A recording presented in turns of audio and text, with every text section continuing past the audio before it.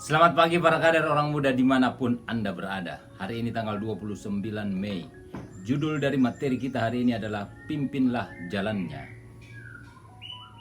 Aku hendak mengajar dan menunjukkan kepadamu jalan yang harus kau tempuh. Aku hendak memberi nasihat, mataku tertuju kepadamu. Dari kitab Mazmur bab 32 ayat 8. Para kader yang saya cintai dan saya banggakan, Tuhan tidak mengharapkan pemimpin menjadi sempurna, tetapi menjadi utuh. Punya integritas berarti menjadi utuh, sama seperti bilangan bulat. Bilangan positif, bilangan negatif, dan nol. Walaupun lemah sebagai manusia, pemimpin bisa memimpin para pengikutnya secara efektif. Kitab suci mengingatkan bahwa pemimpin harus memperhatikan kebutuhan dan masalah para pengikutnya. Tuhan mengharapkan pemimpin rohani menjadi penunjuk jalan, dan sebagai penunjuk jalan, kita harus membawa orang lain ke tempat tujuan dengan selamat. Kata Ibrani untuk menunjuk jalan memberi beberapa petunjuk kepada kita tentang apa yang Tuhan harapkan dari kita sebagai seorang pemimpin.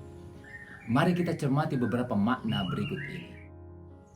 Yang pertama, penunjuk jalan adalah seorang kepala yang secara rohani menyatukan dan mengarahkan orang lain dalam perjalanan dengan Tuhan.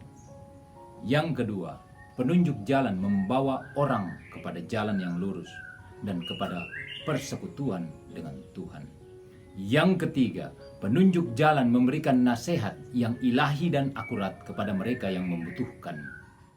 Yang keempat, penunjuk jalan memimpin orang lain dengan kelembutan dan kepercayaan, membuat pengikutnya merasa aman.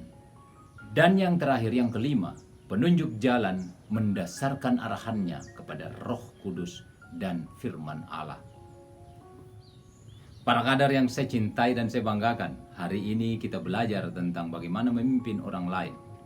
Memimpin orang lain berdasarkan kitab suci adalah menjadi seorang penunjuk jalan. Ada 5 hal dan makna menjadi penunjuk jalan tadi.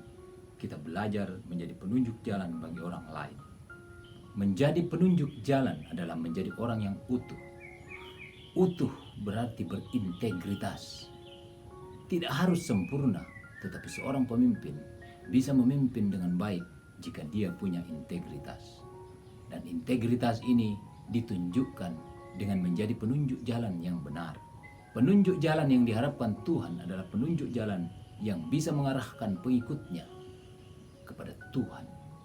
Dan dasar atau bekal untuk memimpin, untuk menjadi penunjuk jalan, hanya ada pada kitab suci dan arahan Roh Kudus. Para kader, perhatikanlah 5 hal sederhana tadi.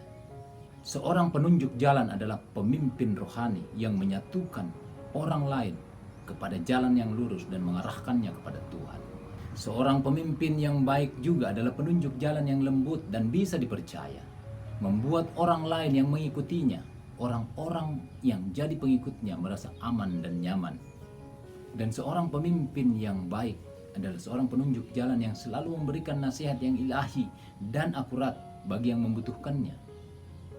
Para kader, perhatikanlah, semua arahan tadi, semua makna tadi hanya mengajarkan kita sebagai seorang pemimpin untuk selalu mendasarkan semuanya kepada firman Allah dan patuh kepada Tuhan.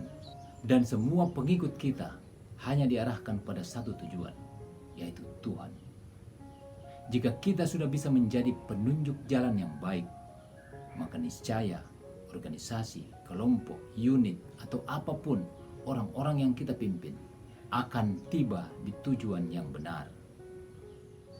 Para kader, pertanyaan kita hari ini, bagaimana cara Anda menunjukkan jalan bagi orang lain?